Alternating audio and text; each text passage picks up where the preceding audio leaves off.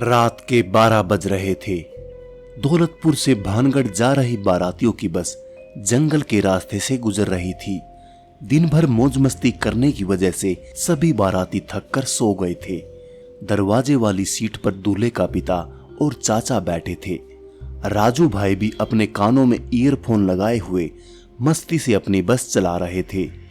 वहीं बगल वाली सीट पर एक हट्टा कट्टा इंसान जिसका नाम हरिया था, जो कि दूर का रिश्तेदार था, वह बैठा था कि तभी बस के सामने एक हाथियों का झुंड आया। राजू भाई ने बस जंगल में रोक दी। कुछ देर बाद जब रास्ता खाली हुआ तो बस फिर से आगे बढ़ी। कुछ ही देर बाद दूल्हे के पिता और चाचा वाली सीट के पिछली तरफ बैठा दूल्हा जाग गया था। दूल्हे की उम्र 22 साल थी। उसकी इंडियन तिब्बत बॉर्डर पुलिस में कुछ महीने पहले ही ज्वाइनिंग हुई थी, जो कि शादी करने के लिए अभी 1.5 महीने की छुट्टी आया था। वह बहुत ही शांत स्वभाव का लड़का था। पिताजी, मुझे टॉयलेट जाना है।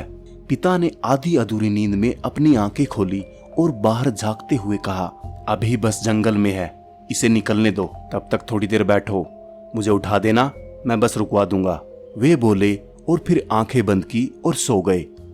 दूल्हा बस की खिड़की से बाहर देख रहा था और इस जंगल के खत्म होने का इंतजार कर रहा था। कुछ ही देर बाद जंगल खत्म हुआ और बस एक वीरान जगह पर आ गई। उसने अपने पिता को जगा दिया और उन्होंने बस को रोकने के लिए कहा। जैसे ही बस रुकी, दूल्हे के पिता बोले, अगर किसी को टॉयलेट जाना है तो अभी उतर जाओ, वरना बस सीधी दूल्हे के ससुराल ही रुकेगी, फिर ना कहना। आवाज सुनकर पिछली सीट पर बैठा रवि जाग गया। दूल्हे के पिता टॉर्च लेकर पहले बस से बाहर उतर गए। उसके पीछे दूल्हा और रवि भी उतरे। वे दोनों अलग अलग झाड़ियों के पीछे टॉयलेट करने गए। रवि टॉयलेट करके वापस आया, लेकिन दूल्हा अभी भी नहीं आया था कि तभी दूल्हा जोर से चिल्लाया, आ! उसकी आवाज सुनकर उसके पिता और रवि उसकी तरफ भागे, लेकिन तभी दूल्हा झाड़ियों से बाहर आया। क्या हुआ? क्यों चिल्ला रहे थे? कुछ नहीं पिताजी, कांटा पैर में चुभा। उसकी आवाज सुनकर ड्राइवर भाई और हरिया भी नीचे उतरे थे। वे सब वापस बस में चढ़ने ही वाले थे कि तभी एक बाइक अचानक से बस के सामने आकर रुक गई। अरे भाई साहब, यहाँ के नहीं हो क्या आप?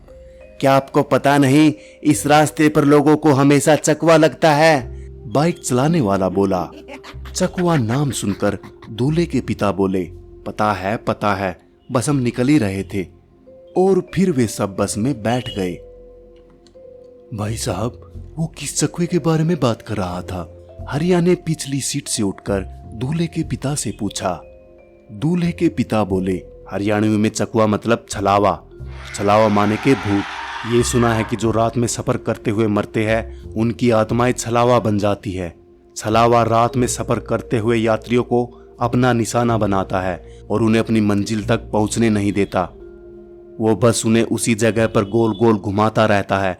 उससे कितना भी दूर जाओ या फिर कितना भी भागो या फिर गाड़ी तेज दौड़ाओ, आप उसी रास्ते पर फिर पहुंच जाओगे जहां से भागना आपने शुरू किया था, यानी कि जहां आपको छलावे ने पकड़ लिया था। या फिर यात्री अपनी मंजिल से दूर भटक कर चले जाएंगे और उस जगह चले जाएंगे जहां छलावा उन्हें ले जाना चाहता है। इसके बाद ड्राइवर बोला, और यात्री उस जगह पर बार बार घूमते हैं। वो तब तक रास्ता भटकते हैं जब तक सूरज न निकले, और जब सूरज निकल जाता है छलावे की ताकत कम पड़ जाती है। मेरे कुछ ड्राइवर यार दोस्त हैं, उनको भी छलावे ने पकड़ लिया था। कहते हैं छलावा बस उन्हीं यात्रियों को पकड़ता है जो थके हुए होते हैं, क्योंकि थके हारे यात्रियों पर हावी होना काफी आसान होता है ना, इसलिए। फिर तो छलावा बहुत ही खतरनाक है, हरिया घबराते हुए बोला। अरे कुछ खतरनाक वतरनाक नहीं है। अक्सर ड्राइवर जब ड्राइविंग करते करते थक जाता है तो रात में रास्ता समझना उसको काफी मुश्किल हो जाता है, इसलिए उसको भ्रम हो जाता है और वो रास्ता भटक जाता है। ऐसा कुछ नहीं है, ये सब अंधविश्वास है। ऐसे ही अनपढ़ जाहिल लोगों ने उसे भूत और छलावे का नाम दिया है। ये सब बातें पीछे बैठा दूल्हा और रवि सुन रहे थे। रवि इस बस का कंडक्टर था या फिर क्लीनर कह लो। ये बात सुनकर उससे रहा न गया और वह घबरा कर बोला, नहीं सर, छलावे होते हैं, कुछ छलावे तो जानलेवा भी होते हैं। मेरे दादाजी को छलावे ने इतना परेशान किया था कि मरते मरते बचे थे। रात को जितने भी एक्सीडेंट होते हैं उनमें से बहुत सारे एक्सीडेंट छलावे के कारण होते हैं। छलावे रात के बेरहम शिकारी होते हैं। यात्रियों की डर और थकान उनकी ताकत होती है। शिकारियों की तरह जो यात्रियों को डराते हैं, भगाते हैं और फिर उनका शिकार करते हैं। हमें बस ये पता चलता है कि एक्सीडेंट में उसकी मौत हो चुकी है, लेकिन मौत का कारण छलावा ही होता है साहब। सर, उसकी मत सुनना। उसकी दादी बहुत बड़ी कहानीकार है, वहीं से सुनता है ये बातें। 2 साल हुए जब से आया है, मुझे भी ऐसी ही कहानियां सुना सुना कर परेशान करता रहता है। पता नहीं कब मेरा पीछा छोड़ेगा। मैं तो इससे तंग आ गया हूँ। ड्राइविंग सीट पर बैठे राजू भाई ने कहा। ड्राइवर ने फिर से कहा, रवि जल्दी से आंखें बंद करो और सो जाओ। कुछ समय बाद सभी को नींद आ गई, लेकिन रवि अभी जाग रहा था, पर खिड़की से बाहर देख रहा था। बस किसी जंगल के बीचों बीच से गुजर रही थी कि तभी उसने देखा कि रास्ते के किनारे एक पुराना घर है। लेकिन ये पुराना घर तो मैंने पहले भी पीछे वाले जंगल में देखा था। वो मन ही मन बोल रहा था और खिड़की से बाहर देखने लगा। तब उसे पता चला कि ये तो वही वीराना जंगल है जो रास्ते में पहले भी आया था। वो भागते हुए ड्राइवर के पास पहुंचा। राजू भाई नींद में बस चला रहे थे और बीच बीच में अपनी आंखें झपका रहे थे। राजू भाई, बस कौन से जंगल में है? होगी किसी जंगल में। रास्ते में जंगल की कमी है क्या? नहीं राजू भाई, हम वापस उसी जंगल में पहुंच गए हैं जहां पर बस के सामने हाथियों का झुंड आ गया था। नहीं रवि, तुमको कुछ गलत फहमी हो रही है। वो जंगल तो कब का पीछे छूट गया ना। उनकी बहस सुनकर दूल्हे का पिता जाग गया। क्या हुआ रवि? सर, हमें छलावा लग चुका है। उसने हमें पकड़ लिया है, क्योंकि बस वापस उसी जंगल में आई है जहां से पहले गुजरी थी। लेकिन वो भी उन पर ड्राइवर की तरह विश्वास नहीं कर रहे थे। अगर आप लोगों को मुझ पर विश्वास नहीं हो रहा तो बाहर देखो, कुछ ही देर में वो गाड़ी नजर आएगी जो एक्सीडेंट के कारण पलटी हुई है। और कुछ ही देर में रोड किनारे वो पलटी हुई गाड़ी दिखाई दी। ये देखकर चेहरे हैरान हो गए थे। राजू ड्राइवर ने भी मान लिया था कि रवि सच बोल रहा है कि तभी जंगल खत्म हो गया और बस फिर वहीं सुनसान जगह पहुंच गई जहां पर वो कुछ देर पहले टॉयलेट करने के लिए उतरे थे। ये देखकर सभी की आंखें फटी की फटी रह गई। उनके माथे पर पसीना था। दूल्हे के पिता की तो हवा खराब हो गई थी। दूल्हा भी आगे आ गया था। सभी के चेहरों का रंग उतर गया था। बस उसी रास्ते पर दौड़ी चली जा रही थी कि तभी वो फिर से जंगल के रास्ते पहुंच गए। वे सभी जान गए थे कि छलावे ने उन्हें पकड़ लिया है। बस का ड्राइवर राजू कोई दूसरा रास्ता खोज रहा था, लेकिन बस फिर भी वापस उसी जंगल में आ जाती थी। ऐसा लग रहा था मानो पूरी दुनिया में बस एक ही रास्ता है जो घूम फिरकर उसी जंगल में ले आता है। पिताजी, अभी छलावे से हम कैसे निकलेंगे? मैंने सुना है छलावे से तभी निकला जा सकता है जब सुबह हो जाए। हरिया ने कहा, इसका मतलब हमें रात भर इसी सड़क पर भटकना होगा, वीराने से जंगल और जंगल से वीराना। क्यों ना हम सुबह होने का इंतजार करते हुए उसी वीरान जंगल में रुक जाए। ड्राइवर बस चलाते हुए बोला।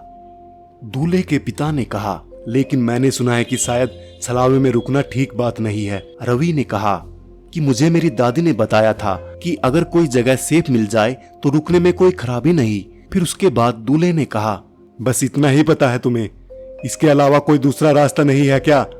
है, पर वो अभी के लिए नहीं है। वैसे भी अलग जिस छलावे ने हमें पकड़ा है वो कमजोर हुआ तो उसकी शक्तियां कुछ ही समय में कमजोर हो जाएगी और हम उस छलावे से छूट जाएंगे। फिर छलावा हमें नहीं पकड़ सकता। इन सब की बातें सुनकर दूल्हे के चचा जाग गए। अरे क्या हुआ? क्यों शोर मचा रखा है? लड़की वालों के घर पहुंच गए क्या?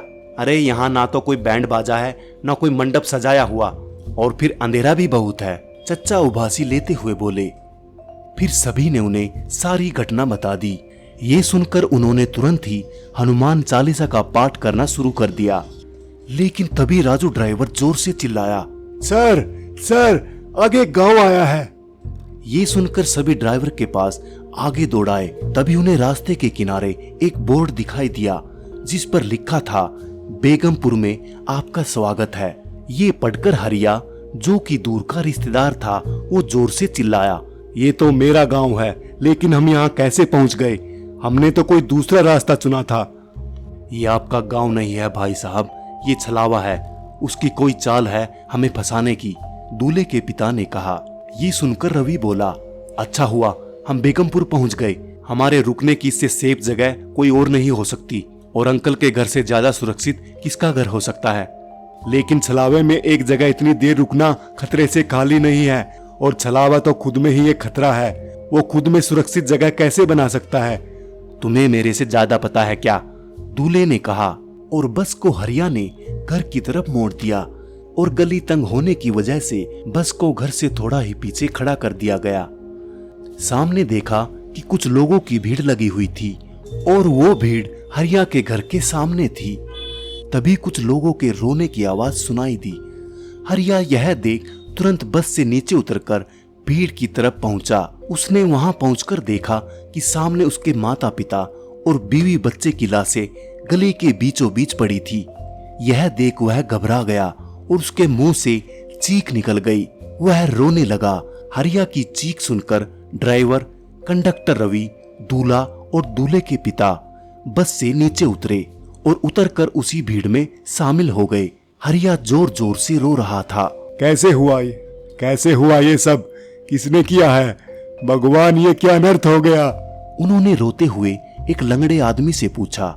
वह बोला, पहले तो तुम्हारी बीवी ने तुम्हारे बच्चे का और तुम्हारे माता पिता का गला चीरकर उन्हें मौत के घाट उतार दिया, और फिर अपना गला काटकर खुदकुशी कर ली। हरि ने कहा। क्या? लेकिन क्यों? उसने ऐसा क्यों किया? यह सब करने के लिए उसे तुमने ही मजबूर किया होगा, क्योंकि वो तो बहुत ही समझदार और नेकदिल इंसान थी। तुमने ही उसे ऐसा करने पर मजबूर किया है। ये लो चाकू, अपनी जान देकर अपने गुनाहों का प्रायश्चित कर लो। वैसे भी तुम अकेले इस दुनिया में जीकर क्या करोगे? खुद की जान दे दो, मार डालो अपने आप को, वरना उनकी आत्मा को कभी शांति नहीं मिलेगी। लंगड़ा आदमी ये सब कह रहा था। फिर न जाने हरिया को क्या हुआ। उसने ना चाहते हुए उस लंगड़े आदमी से चाकू लिया और रोते हुए उसे अपनी गर्दन पर फेरने लगा। वो उस आदमी की बातों में आ गया। ऐसा लग रहा था जैसे वो उनकी बातों से वशीभूत हो चुके थे। तभी पीछे खड़ा राजू ड्राइवर बोला, सर, ये आप क्या कर रहे हो? ये सच नहीं है, ये तो सब एक छलावा है। आप ऐसा मत करो, अपनी जान मत लो सर। तभी सामने खड़ा लंगड़ा आदमी बोला, तूने अगर एक भी लफ्ज और कहा तो तुम्हें पकड़कर गांव के चौराहे पर आग लगा देंगे। तुम चुप खड़े रहो।